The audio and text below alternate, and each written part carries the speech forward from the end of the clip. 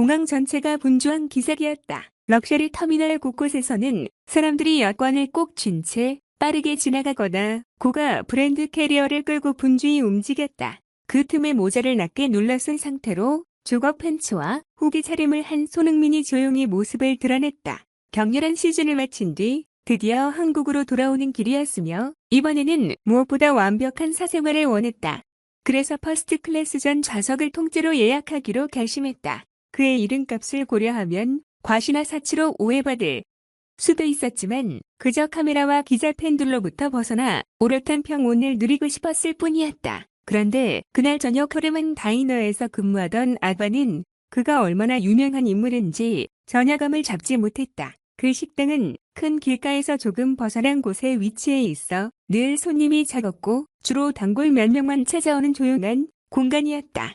아바는 싱글맘으로 살아가며 힘겨운 하루하루를 보냈고 아들 말리기, 축구를 너무나 사랑한다는 사실 정도가 그녀의 희망이었다. 그런데 이 다이너의 후기와 조거 팬츠 차림의 손님이 들어와 조용히 자리를 잡고 앉아 있었다. 그를 처음 본 아바는 특별한 느낌을 받지 못했지만 그가 미소 짓는 순간 말로 표현하기 힘든 강렬한 존재감을 느꼈다. 손님차 나왔습니다.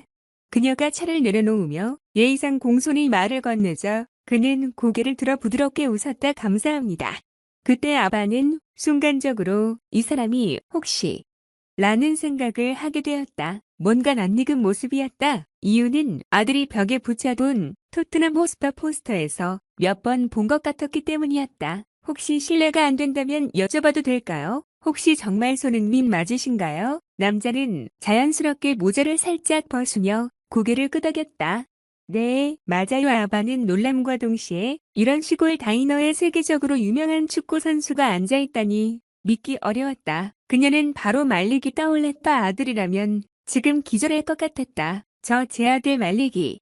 손님을 정말 좋아해요. 그의 가장 큰 팬이에요. 말리기는 손님 얘기를 해줘서 라고 조심스럽게 꺼냈을 때 손흥민의 표정이 한층 따뜻해졌다. 아이가 축구를 좋아하나 보네요. 네, 그 아이에게 축구는 전부예요. 말릭은 매일 뒷마당에서 공을 차며 손흥민 선수를 꿈꾸죠. 혼자 아이를 키우느라 힘들지만 꿈만은 포기하고 싶지 않아요. 하지만 현실이 벽처럼 느껴질 때가 많아요. 라며 힘겹게 웃던 아바를 보고 손흥민은 조용히 고개를 끄덕였다. 축구는 정말 대단한 스포츠죠. 인내와 열정을 가르쳐주고 함께 뛰는 법을 배울 수 있어요. 아드님이 그 열정을 품고 있다면 기회를 찾을 거예요. 아바는 그 말 한마디에 마음이 묘하게 녹아내리는 듯했다. 이 남자는 단지 유명한 스타가 아니었다. 진심으로 사람 이야기에 공감해주는 느낌이 있었다. 아무튼 감사해요. 이렇게 대화 들어주셔서 라며 돌아서려던 순간 그녀는 그의 눈이 잠깐 스치듯 아들을 생각하며 빛나는 걸 보았다. 이후 다이너가 한산해질 무렵 손흥민은 음식을 마친 뒤 접시 밑에 무엇인가를 남기고 말없이 나가버렸다. 아바는 뒷정리를 하다 접시 밑에서 큼직한 돈다발과 냅킨 조각을 발견하고 숨이 멎을 뻔했다. 냅킨에는 꿈은 절대 너무 크지 않아요. 말릭에게 계속 축구를 쫓으라고 전해주세요라는 문장이 적혀 있었다. 그녀는 감격과 두려움이 뒤섞인 표정으로 돈을 들고 덜덜 떨었다. 처음엔 장난인가 싶었지만 금액이 실제로 엄청났다. 억울할 수도 있지만 절대 장난이 아닌 진짜 현금이었다. 트로이 같은 동료가 믿을 수 없다는 표정을 지었고 아바 자신도 실감이 나지 않았다. 이런 막대한 금액을 두고 간 이유가 뭘까? 그러나 더 생각해볼 겨를도 없이 그녀의 머릿속에는 단 하나의 결론밖에 떠오르지 않았다. 말릭의 축구를 응원하기 위해서라는 것. 소름이 돋았다. 말릭이 10살이었고 뛰어난 재능이 있지만 돈이 없어서 제대로 된 클럽에 들어갈 엄두도 못 내고 있었는데 손흥민이라는 세계적 축구 스타가 불쑥 나타나 그 기회를 열어주었다는 사실을 믿기지 않았다. 아바는 눈물을 흘리며 집으로 돌아가 어린 말릭에게 이 사실을 전했다. 말릭은 눈이 휘둥그레져서 이게 정말 손흥민 선수가 우리한테 해준 거라고요? 라고 되묻고 수표와 함께 놓인 토트넘 사인 유니폼을 붙들고 울었다. 그리고 나서 엄마 우리 이제 진짜 도전할 수 있어요. 라며 두 손을 꼭 쥐었다. 그날 이후 아바는 아들의 꿈을 위해 모든 걸 걸었다. 손흥민이 남긴 돈과 수표를 기반으로 말릭이 들어갈 만한 축구 아카데미를 알아보고 기초적인 장비도 마련했다. 물론 그 돈이 무한정은 아니었지만 아이가 축구를 배우는 길을 열기엔 충분했다. 말릭은 아카데미 테스트에서 열정적으로 뛰었다. 스피드가 좋고 기초 테크닉은 서툴지만 아주 열성적이란 평을 받았다. 코치들은 이 아이 재능이 있다라며 받아주었고 그렇게 말릭은 본격적으로 축구를 배우기 시작했다. 아카데미 비용을 지불하고 나니 한동안은 간신히 생활비를 쥐어짜야 했지만 아바는 꿋꿋하게 일했고 또 말릭이 혹시라도 낙담하면 어떡하나라는 두려움은 사라졌다. 그 아이의 눈빛이 전과는 달랐으니까 아침부터 저녁까지 죽어라 뛰고 집에 돌아와 녹초가 되어도 말릭은 행복해 보였다. 드디어 내가 손흥민처럼 될 수 있다는 길이 열렸다는 희망 때문이었다. 어느 날 그 아카데미 주최 U11 대회에서 말릭은 열심히 뛰었지만 팀이 지고 말았다. 본인은 골도 넣지 못했다. 속상해하며 돌아온 말릭은 그날 밤 엄마에게 미안하다 말했다. 엄마가 이렇게 고생해서 돈도 내주고 있는데 내가 이길 수 있어야 하는데 엄마 진짜 미안해하지만 아바는 아이를 세게 안아주며 아니야 내가 열심히 했잖아. 이건 시작일 뿐이라고 말했다. 그리고 마음속으로 이렇게 생각했다. 손흥민 선수에게 받은 돈이 그냥 사라지는 게 아니라 정말 말릭의 가능성을 피워줄 거라고. 아마 저 먼 곳에서 그분도 바라고 있을 테지라고. 그리고 어느 날 낯선 우편물이 하나 도착했다. 보낸 사람 난에는 영어로 간단히 SHM이라고 적혀 있었다. 안의 내용은 길지 않았다. 말릭 훈련 잘하고 있어요. 내 꿈은 결코 너무 크지 않으니 포기 말아요라고 적힌 카드와 함께 말릭 파이팅이라는 사인 정도였지만 아바는 거기에 적힌 SHM을 보고 곧바로 손흥민임을 직감했다. 그가 여전히 자기 아들을 지켜보고 있구나 싶어서 가슴이 뜨거워졌다. 말릭에게 보여주자 말릭은 눈물을 글썽이며 더 열심히 해야겠다 선언했고 아카데미에서 매일 새벽 일찍 일어나 훈련장에 도착해 기초부터 반복했다. 피곤해 쓰러질 만큼 뛰었어도 포기란 없었다. 그리고 드디어 말릭은 U11 대회에서 좀 활약을 보이며 팀을 결승까지 올리는 성취를 이뤘다. 결승에서 졌지만 2골이나 넣은 말릭의 이름이 아카데미 내에서 회자되며 아이 재능 뛰어난데 라는 평판을 얻었다. 시간이 지나 말릭 12살에 이르러 다른 클럽들 스카우트가 눈을 돌리기 시작했다. 아카데미 코치가 말릭 모자에게 말하길 한 구단 유스팀에서 테스트를 해보고 싶어 한다고 했다. 그곳은 더 큰 규모였고 시스템이 좋았으며 코치진이 전문적이었다. 아바는 고민했다. 당장 이사해야 할 수도 있고 생활이 더 힘들어질 수도 있었다. 하지만 말릭은 이런 기회를 마다하면 후회할 거라며 가겠다고 했다. 결국 아바는 또 결단을 내렸다. 손흥민 선수가 남겨주었던 돈은 어느새 절반 이상 써버렸지만 그래도 아직 남은 금액이 있고 자기도 열심히 일하면 된다며 스스로 다짐했다. 그렇게 12살 말릭은 새로운 유스팀에서 한층 높은 단계의 훈련에 돌입했다. 여기서 그는 또다시 적응해야 했다.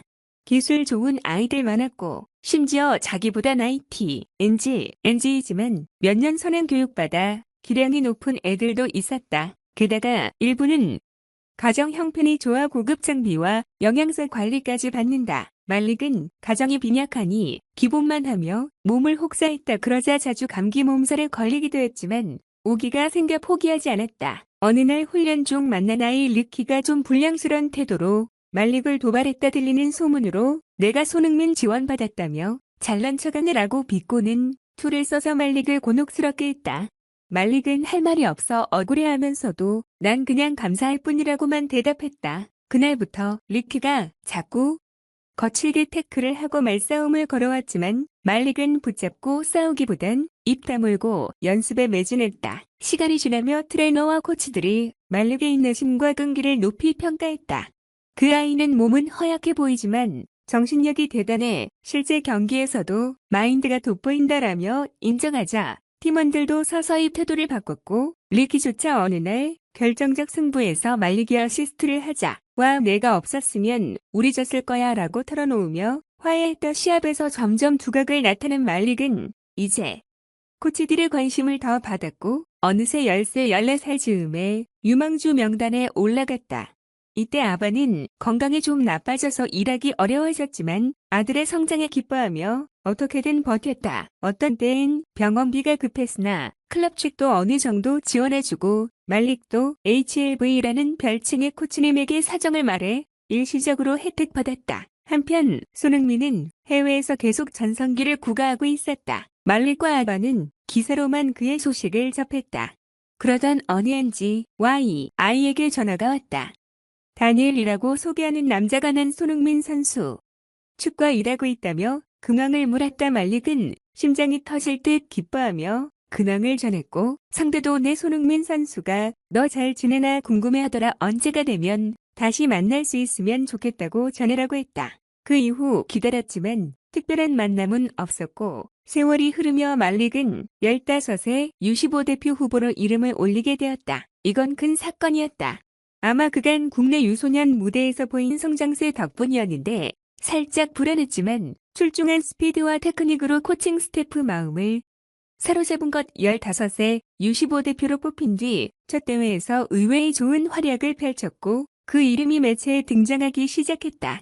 그리고 유소년 대표팀 관련 기사에 종종 언급된 사연 하나. 소년 시절 손흥민에게 도움을 받은 말릭. 이런 스토리가 퍼지자 일부 사람들은 행운아 아니냐? 우연히 스타 만나서 인생 바뀐 거네 라며 시기 반 호기심 반. 하지만 정작 말릭과 알바는 왜 사람들이 그렇게 말하는지 이해 못했다. 자신들이 노력하지 않았다면 결국 아무것도 안 됐을 테니까. 더구나 그 돈도 거의 바닥났고 이제는 클럽과 대표팀 지원 덕분에 유지되는 형편이긴 했다. 그 무렵 U15 대표팀 해외 원정이 있었고 말릭이 한 번 더 주목받았다. 쟁쟁한 ITH 틀 앞에서 2골 1어시로 승리를 거머쥐면서 언론은 말릭의 이름을 또 한 번 박수갈채했다.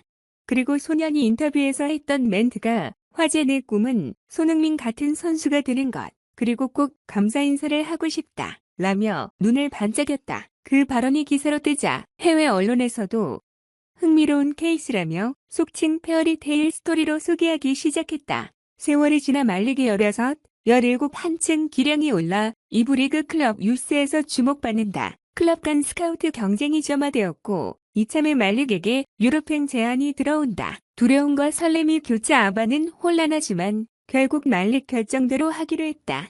어린 시절부터 해외로 가야 크게 클 수 있다고 주변 조언도 많으니 말릭은 이 도전을 받아들이겠다고 했다. 그래서 17의 말릭은 독일 혹은 잉글랜드로 건너갔다. 언어와 환경이 낯선 곳에서 처음에는 한 달, 2달 엄청 고생했지만 자신의 축구 열정 하나로 견뎌냈다. 어느 날 훈련 중 손흥민이 그곳으로 깜짝 찾아온 건 아니었지만 한쪽에서 소식을 듣고 문자 보냈다는 이야기가 전해졌다. 말리가 힘들지 그래도 난 내가 할 수 있을 거라 믿어 라는 짧은 메시지가 다시 한번 불붙게 했다.